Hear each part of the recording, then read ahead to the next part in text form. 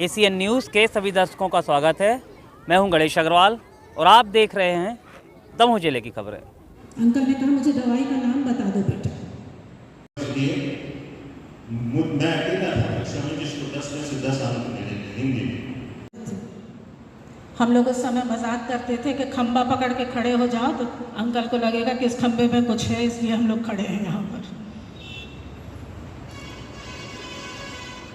बच्चों से बहुत प्यार करते थे। मुझे याद आता है कि मेरे बेटे को बचपन में एक दवाई की ज़रूरत थी और वो दवाई दिन की शुरुआत ईश्वर का नाम लेके उसके स्मरण के साथ उसकी सामत मानते हुए करेंगे तो हमारे जीवन से और यदि हम एक परिवार का संचालन कर रहे हैं, यदि सब कुछ भूलने लगे और ये स्मरण रखें कि ईश्वर का स्थान प्रथम है और दूसरी बात जो स्मरण रहे ये कहने का तात्पर्य ये कि दवाई नहीं मिलती है तो नहीं मिलती है, it could have been okay, but वो कॉम्पोजिशन उनने मुझसे पूछा, वहाँ डॉक्टर से किसी से कंसल्ट किया होगा और उस कॉम्पोजिशन की दवाई अंकल लेकर आए। विजय अंकल मेरे लिए फादर फिगर थे, ललित चाचा थे, डिसिप्लिन मेंटेन करने वाले अधिकारी के रूप में भी। अंकल के दोनों रूप अनुकरणीय हैं। ललित सर मेरे ललित अंकल एक लेजेंड थे, एक लेजेंड हैं। हम सब की तरफ से अंकल को बहुत बहुत प्यार। बोलने को कुछ कहा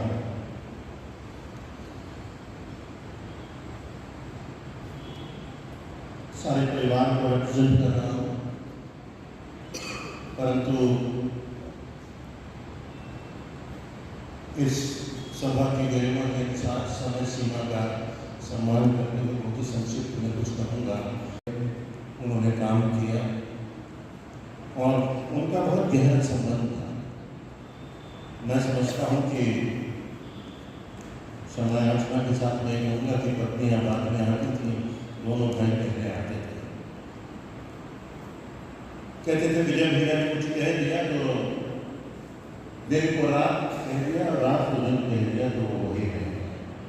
और वैसा ही कुछ पापा की तरफ से होता था। हम लोगों की भी चलती थी, अगर किसी की चलती थी, किसी की बात पापा सुनते थे तो वो चाचा होते थे।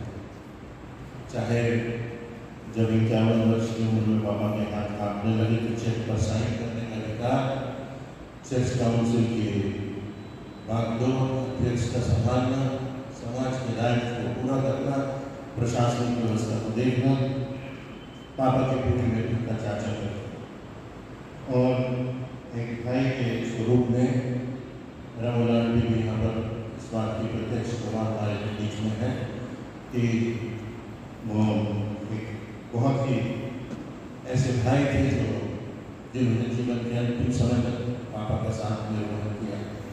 जब उन्हें पापा को कैंसर की बात सामने आई और अमेरिका में फिर सर्जरी हुई तो घर की तरफ से फोन आया, हमने सबने बैठकर निर्णय किया कि चाचा जाएंगे और सबकी ओर से वो रहेंगे कैंसर की सर्जरी के बाद। और हम सबका प्रतिनिधित्व करते हुए वो वहाँ गए और एक भाई का फर्ज का निर्वहन किया। विराम लेता के बाद मैं कहता हूँ जो लिखी थी उसी रात को और आज इस समय में इस भावनाओं से गुजरते हुए नाजुक समय में ये बात दोहरा रहा है।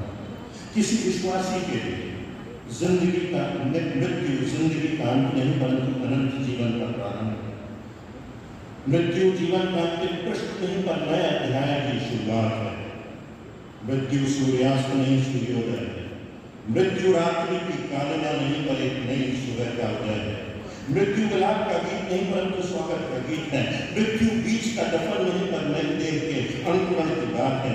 मृत्यु जुदाई की बेगा नहीं परंतु मिलन का उत्सव है। मृत्यु यात्रा का अंत नहीं पर घर पहुंचने का आनंद है। मृत्यु जीवन के गीत का अंत नहीं पर आत्मा के संगीत की अनंत झनकार है। मृत्यु हानि की नहीं लाभ की बात है। समापन की नहीं विमोचन की बात है। मृत्यु कालिमा से भरा लम्हा नहीं पर स्वर्ग के रंगों से भरे चित्र के दर्शन की बात है। मृत्यु घर से विदाई विछो नहीं, परंतु पिता के परम पिता के आगोश में आ जाने का आनंद है। मृत्यु कब्र का पूर्ण विराम नहीं, परंतु अनंत जीवन का द्वार है। जवाब देना चाहता हूँ डॉक्टर जयनाथ के ऊपर भाई को, सभी को धन्यवाद दूंगा तो नाम छूट जाएंगे। चर्चा हो रही थी कि इस कार्यक्रम का संचालन कैसे किया जाएगा और मैंने अपने आप को पीछे कर लिया। आप जानते हैं कि मुझे वक्ता के रूप में आप जानते हैं, बोलने वाले व्यक्ति के रूप में। आज मेरे पिता का निधन हुआ है और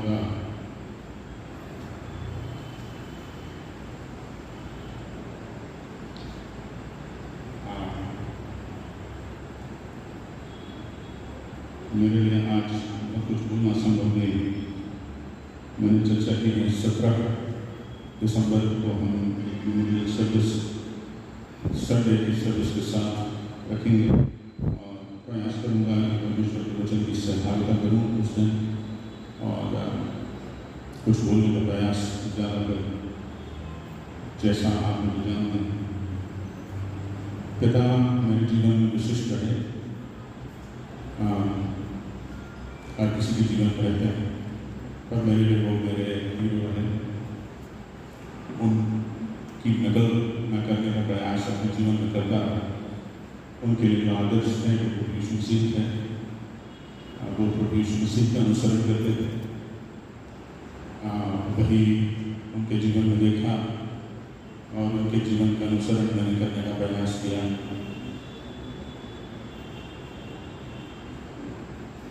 बहुत सी बातें कहती गई, बहुत खूबसूरती से कही, तो किसी और की बात कुछ लेने का प्रयास भी करूँगा। 2 बातें जीवन की उनकी 50वीं सालगिरह पर मैंने कही थी जो मैंने उनके जीवन में निरंतर देखी।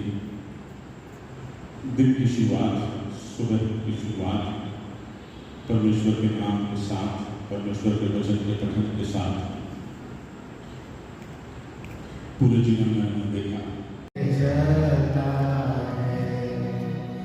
ले चलता है, ले चलता है, वो मुझको साथ ले चलता है।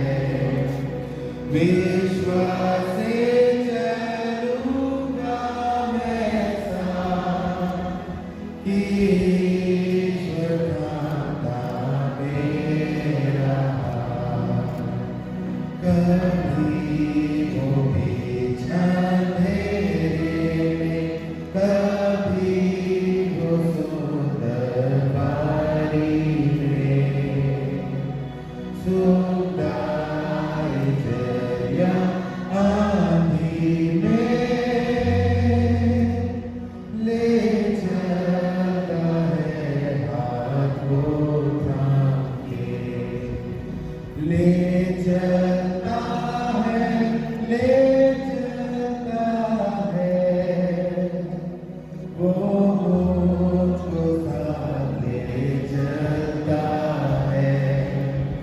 विश्वास से चलूँगा मैं साथ, ईश्वर दाता मेरा हाथ। तू था मेरे मेरा हाथ, न डर न रंज